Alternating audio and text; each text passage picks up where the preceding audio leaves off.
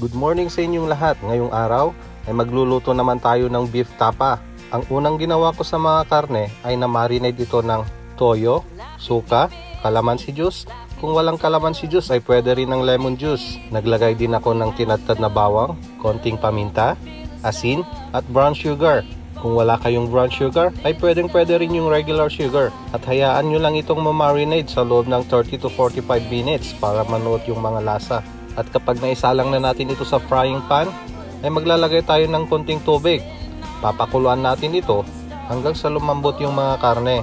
At kapag nag-evaporate na yung tubig, hayaan lang natin itong maprito gamit ang sarili niyang mantika. At kapag naging golden brown na ang kulay, ay pwede na nating iserve ang napakasarap at tender juicy nating beef tapa.